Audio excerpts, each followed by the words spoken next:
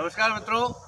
आज हम एक ऐसे शख्सियत से आपको मिलाने जा रहे हैं जिन्होंने रामलीला में अभिनय मात्र नहीं किया बल्कि रामलीला को जिया है। मैं बात कर रहा हूँ दीपशिखा मंच के एक ऐसे ही आर्टिस्ट हास्य कलाकार के रूप में जिनकी ख्याति है, पंडित महेश कुमार पाठक जी से।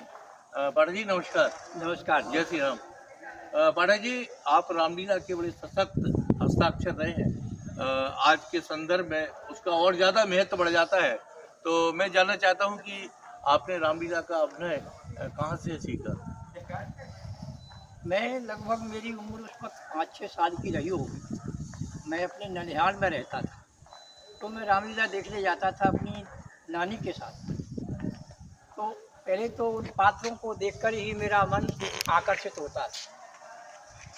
फिर उनके प्रति जो लोगों का रुझान होता था, उनको जो तारीफ मिलती थी, उनको जो सम्मान मिलता था लोगों के द्वारा, उनको जो चर्चा का विषय वो बनते थे जी। वो जिज्ञासा मेरे अंदर जागी कि कहीं मुझे इस जगह काम करने को मिले तो लोग मेरी भी तारीफ करेंगे। कहीं ना कहीं जो ग्रामीण रामलीला होती थी उसका प्रभाव आपके ऊपर रहा। फिर उसके बाद आप नाट्य क्षेत्र में आए, तो रामलीला से और नाट्य कैसे जोड़ सकते हैं अपन? रामलीला और नाटक ज़्यादा फासले की चीज़ नहीं है, नज़दीक के दोनों में अभिनय, संगीत और विषय वस्तु में भी रहा करती हैं, जैसे संवाद कहते हैं। जी जी।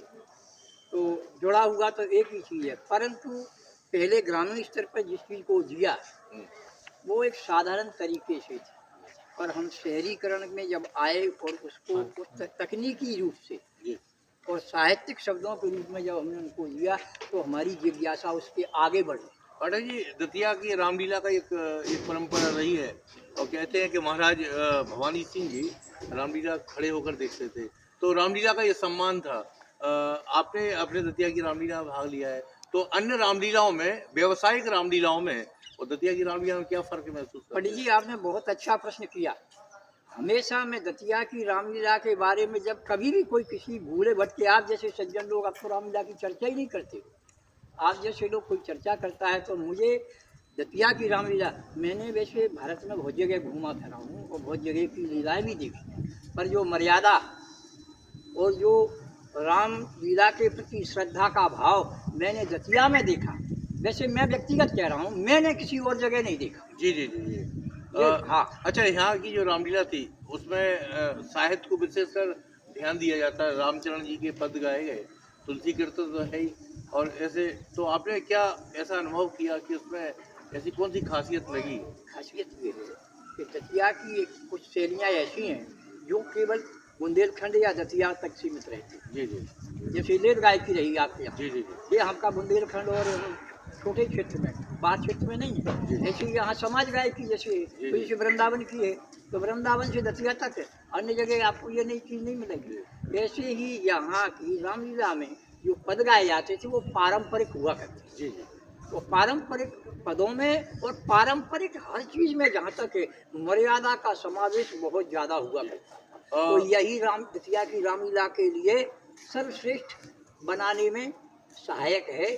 और पाठक जी, बहुत बहुत धन्यवाद आपका। और अंतिम प्रश्न है कि अब दतिया की स्थिति में देखें तो रामलीला का मंच ही नहीं है।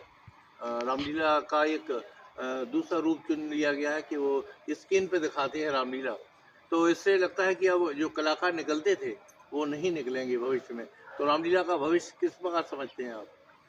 अब रामलीला का भविष्य तो मैं इतना भविष्यवाणी तो कर नहीं सकता, परंतु हमें नहीं लगता कि जिस रामलीला को जिस भाव से जीने के लिए जो हमें मिलता था देखने को या सुनने को और करने को, वो अब भविष्य उसका बिल्कुल उज्ज्वल कतई दिखाई नहीं देता।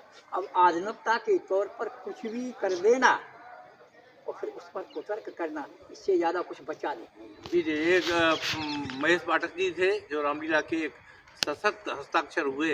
इन्होंने लगभग 30-40 वर्षों तक रामलीला को देखा है। फिर किसी शख्सियत से मिलेंगे दतिया की रामलीला की तरह।